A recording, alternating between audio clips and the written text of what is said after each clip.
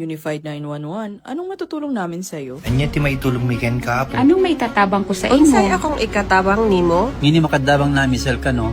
Sa anumang wika o dialekto, may tulong na darating sa iyo.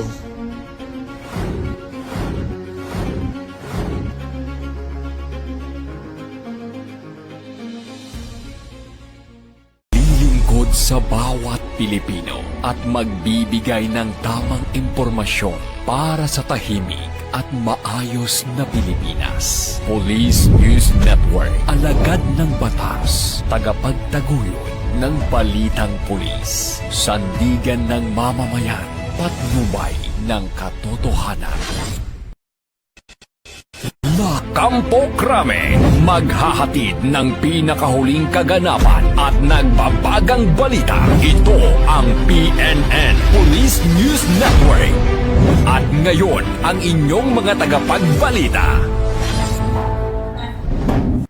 Magandang araw, bagong Pilipinas. Ako ang inyong alagad ng batas, tagataguyod ng Balitang Pulis, Patrolwoman Sari Bernales.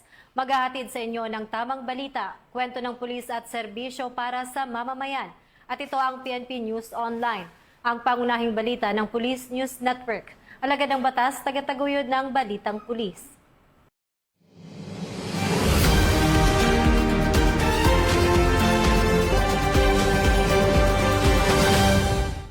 Narito ang mga balitang hatid ng ating PNN correspondents mula sa iba't ibang panig ng bansa.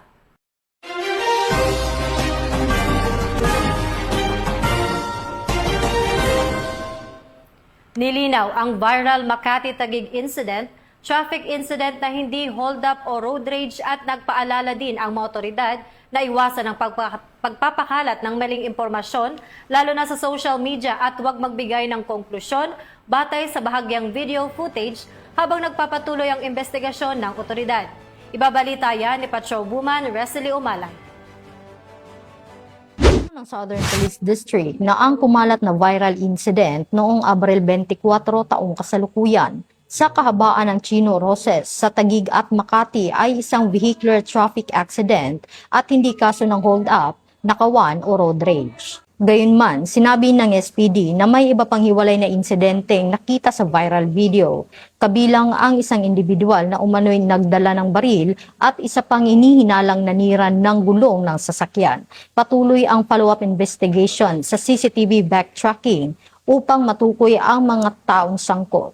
Nananawagan ng SPD sa publiko na iwasan ang pagpapakalat ng maling impormasyon at huwag agad magbigay ng konklusyon batay lamang sa bahagyang video footage habang nagpapatuloy ang masusing investigasyon ng mga otoridad. Ito ang bagong PNP para sa bagong Pilipinas. Serbisyong mabilis, tapat at nararamdaman.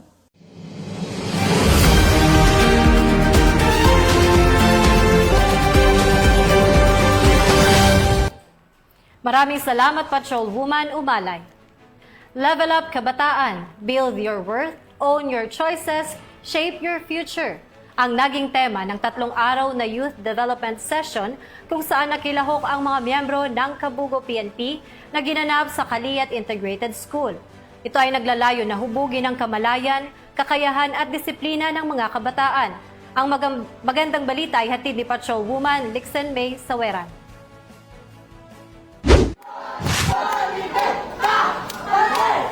Aktibong nakiisa ang mga tauhan ng Kabugao Municipal Police Station sa isinagawang 3 araw na Youth Development Session ng Local Government Unit ng Kabugao na may temang Level Up Kabataan, Build Your Worth, Own Your Choices, Shape Your Future mula Abril 24 hanggang 26 ng taong kasalukuyan na naglalayong hubugin ang kakayahan, disiplina at kamalayan ng mga kabataan. Ang nasabing aktibidad ay inisyatibo ng lokal na pamahalaan sa pangunguna ni Mr. Ronnie Campo, Local Youth Development Officer at SK Federation President ng Kabugao na si Honorable Jezreel Jamila CNCSO para sa mga mag-aaral ng Kaliyat Integrated School na siyang pangunahing benepisyaryo ng programa. Sa ilalim ng pamumuno ni Police Captain Brandon U. Batuon, Acting Chief of Police ng KMPS, hindi lamang pinaigting ang area security katuwang ang Regional Mobile Force Battalion 1505th at 98 Infantry Battalion ng Philippine Army.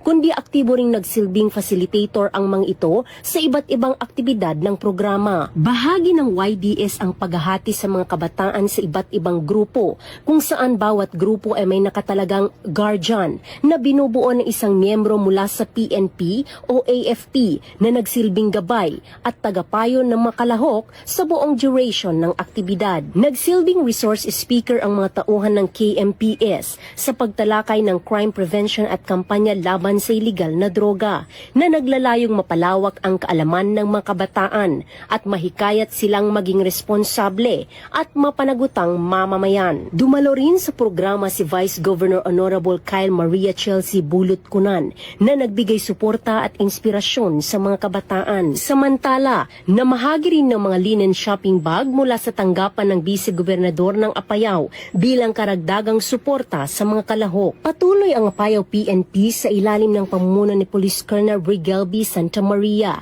Provincial Director ng Apayao Police Provincial Office, sa pagsusulong ng mga programang nagpapatibay ng ugnayan at pagtutulungan ng PNP, AFP at lokal na pamahalaan tungo sa kapakanan ng kabataan at pagbuo ng mas ligtas, maalam at responsableng pamayanan. Mula dito sa Kabugao, Apayao, Cordillera, ito ang inyong Police News Network correspondent, Patrolwoman Lixen Reyes A. Saweran, alagad ng batas, tagataguyod ng Balitang Pulis. Maraming salamat, Patrolwoman Saweran. Mariing kinondena ng Philippine National Police ang insidente na kinasangkutan ng driver ng isang mobile patrol unit kung saan kumalat sa viral video post na lumalabag sa batas trapiko at paglalagay ng panganib ng publiko. Nanindigan ng PNP na pananagutin ang lumalabag sa batas sa loob ng organisasyon at papanatilihin ang kaligtasan ng publiko. Muling nakibalita dyan si Patrolwoman Rosely Umalay. Pinundina ng Philippine National Police ang insidente na kinasasangkutan ng isang pulis at itinalagang driver ng mobile patrol unit matapos kumalat sa social media ang viral video ng kanilang umano'y paglabag sa batas trapiko at paglalagay sa panganib ng publiko. Ayon sa PNP, kanilang iginalang ang ginawang aksyon ng Land Transportation Office, kabilang ang pag-issue ng show cause order laban sa mga sangkot. Nakikipag-ugnayan na rin umano ang PNP sa LTO kaugnay ng isinagawang investigasyon. Naninindigan naman ang PNP sa kanilang pangakong pananagutin ang mga lumalabag sa loob ng organisasyon at panatilihin na ang kaligtasan ng publiko sa pamamagitan ng responsable at malinaw na aksyon. Ito ang bagong PNP para sa bagong Pilipinas, serbisyong mabilis, tapat at nararamdaman.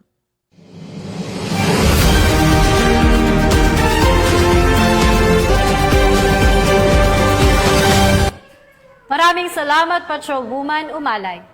Mabilis na rumesponde ang PNP Pasig kung saan tinulungan at dinala sa ospital ang babaeng nawala ng malay sa kahabaan ng barangay Maybunga, Pasig City. Ang mabilis na aksyon ng mga pulis ay nakaangkla sa serbisyong mabilis, tapat at nararamdaman ng Philippine National Police. Magbabalita dyan si Patrolwoman Jenny May Dolor.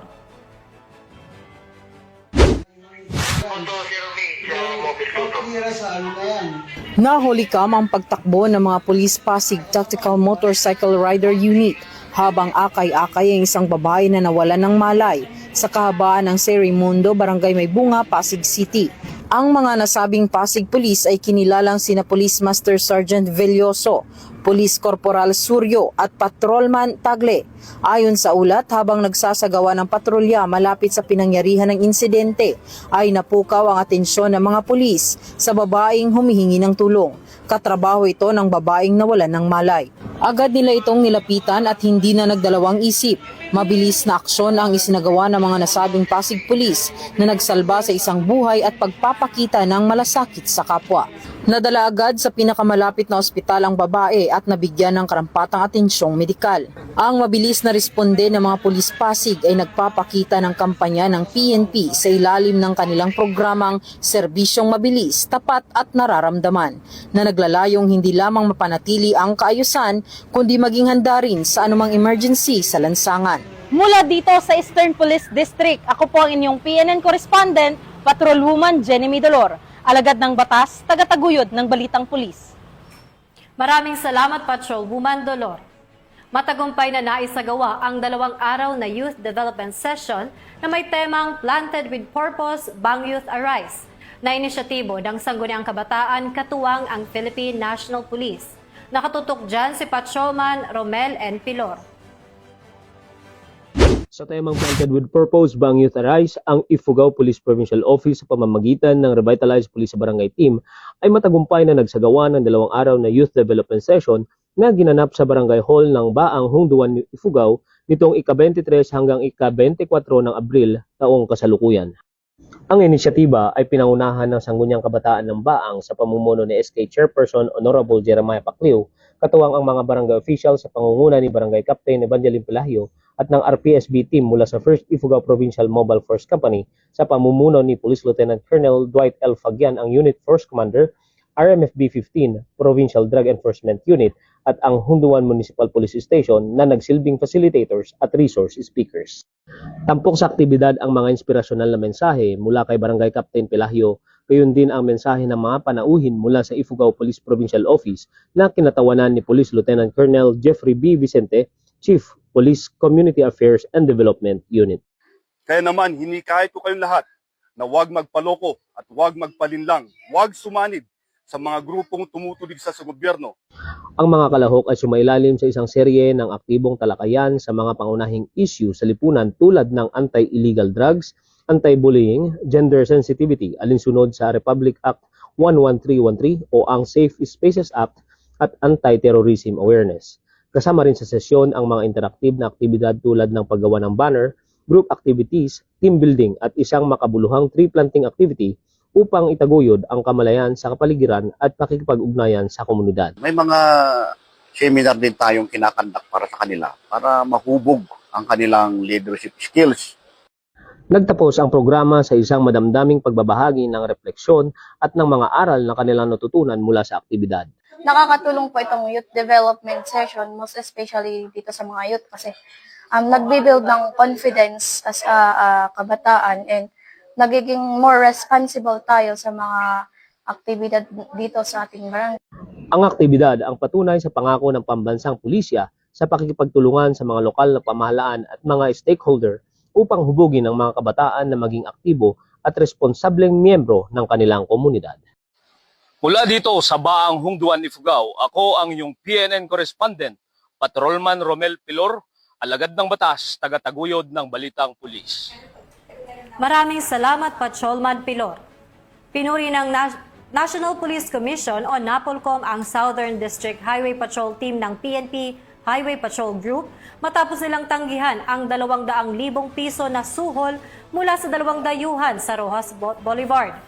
Patrolman Don Broses sa detalye.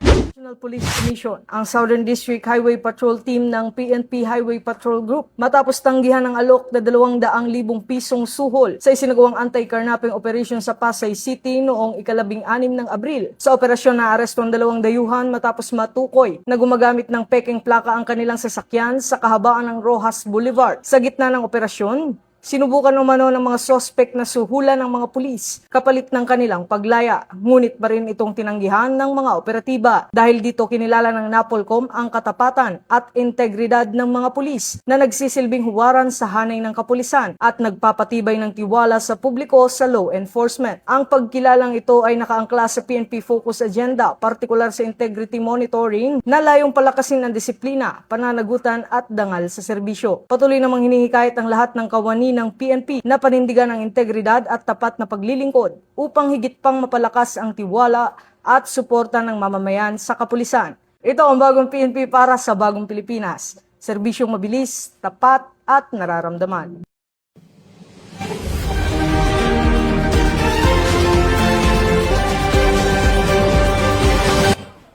At yan ang mga balitang nakalap ng ating PNN correspondents mula Luzon, Visayas at Mindanao. Para sa mas malawak at mabilis na ulat ng ating mga balita, huwag kalimutang mag-like, follow and share sa aming official social media accounts ng Police News Network. Tutok lang sa aming YouTube channel para sa mga live stream at replays at i-follow kami sa X account para sa mga real-time updates at sa aming Facebook account ng Police News Network. Manatiling mapagmatsyag at laging alamin ang totoo.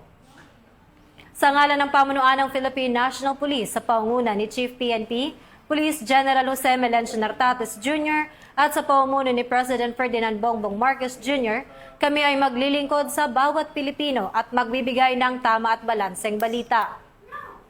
Mula rito sa tanggapan ng tagapag-ugnay ng Pambansang Pulisya, ako ang inyong alagad ng batas, tagataguyod ng Balitang Pulis.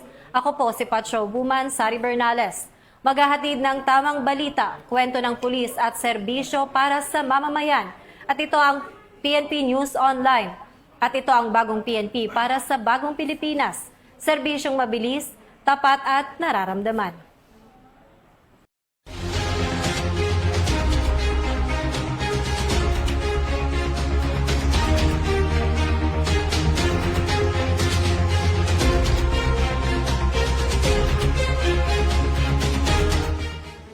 Police News Network, alagad ng batas, tagapagtaguyod ng balitang pulis.